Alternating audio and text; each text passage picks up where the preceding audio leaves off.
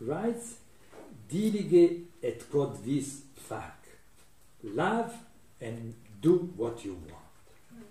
If you love, you can do what you want. This is Augustine. And of course, this is the model of Rabelais. Rabelais does not quote Augustine, but it comes from there. Quod vis fac. Do what you want. But then there is another. So there is no rule, but the real fact was that the inhabitants of this abbey had a completely common life. Par cette liberté, un très louable émulation de faire tout ce qu'un seul voyait plaire, si quelqu'un, if someone said, let's drink, all drank. If someone said, let's play, all played. If someone said, let's walk, all walked. One of the Greek name of the monastery is Koinobios. Cenobit, does it exist in English? Cenobit. Celibacy. No, Cenobit. Cenobite. Cenobite, yes, Cenobite. Just the Greek. Koinos, bios. Common life. So the name of the life in the monastery, first of all, is the Cenobite life. The common life.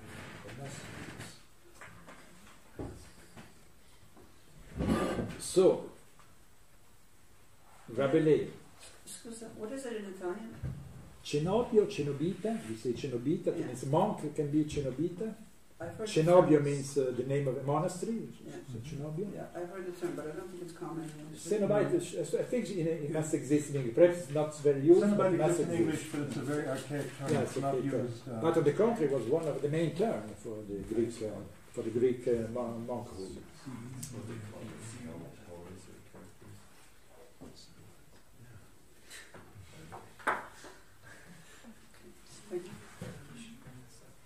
So, what we have here, that in this parody, Gargantua abolishes the rule, but points out as being the really the essence of the monastery, a common life. And this just, so that's why I said a parody understands perfectly what the thing is. That's right. This is the essence of a monastery. In some way, you have a common life which eliminates the rule, because it's so common. Everyone is so agrees so completely one with the other. This was what in the text, the monastic text, taking it from the New Testament, was the unanimity, uni animatas, one only soul, unanimous living. This comes from the New Testament. The apostle are described as living unanimously, una anima, one only soul. So, yeah.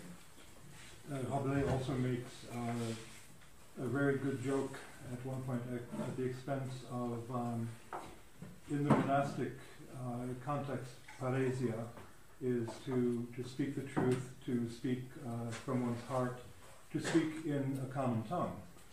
But Rabelais makes the joke conflating paresia and Parisien, from Paris, and he says about the Parisians, the Parisians, they'll say anything.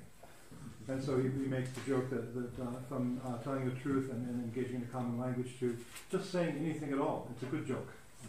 Yeah, in the same direction. Right? Yeah.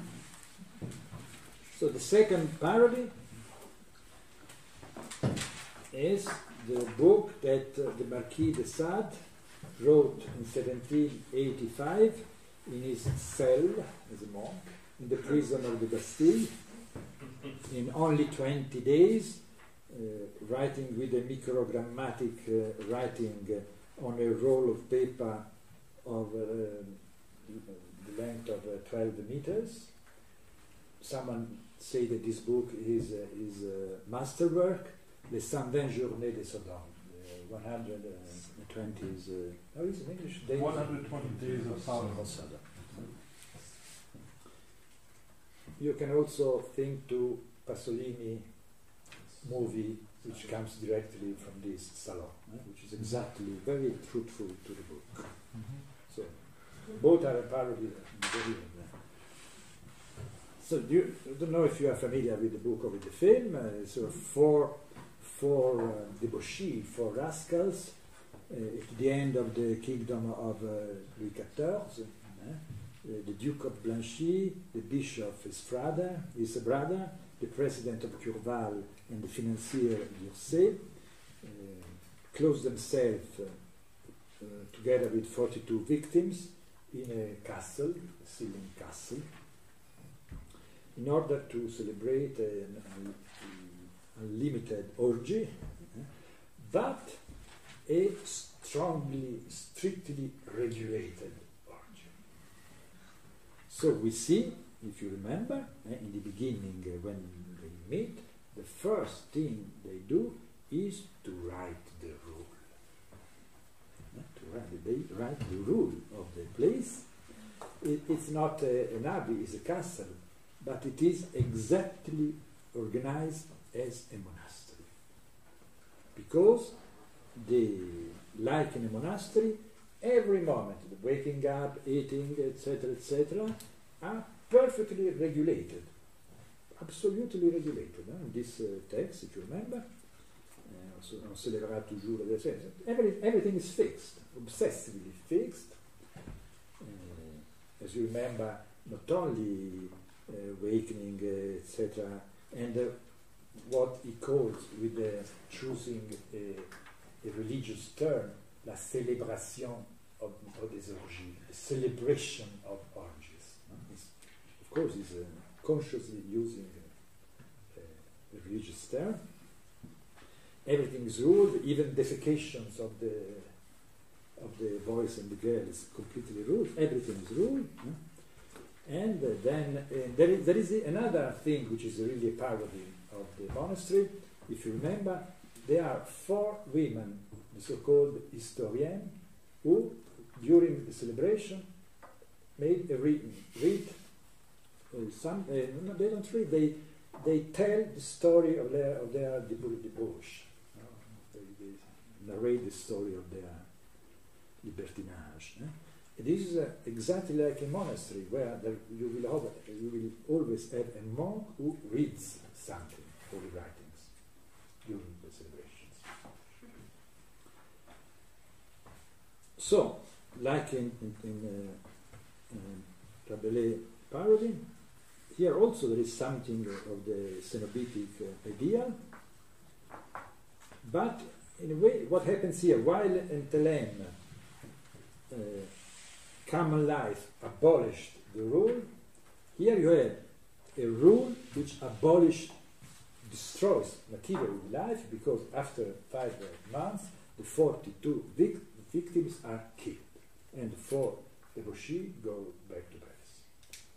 But through an obsessive rule. So the other pole.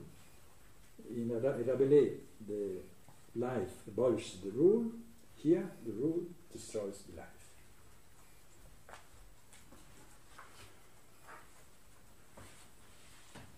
So, put these two, because you see the two opposite in the field of tensions we saw. These are the two opposites.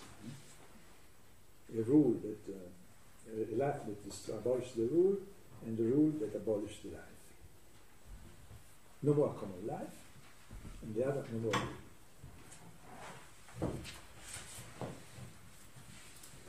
These are the two points de fuite. How do you say in English? Point de fuite? Focal Vanishing points. Focal points, yeah. Vanishing points? Vanishing points. Vanishing points. Would you put convents into the same Pardon? What? Convents? Would you put that into the same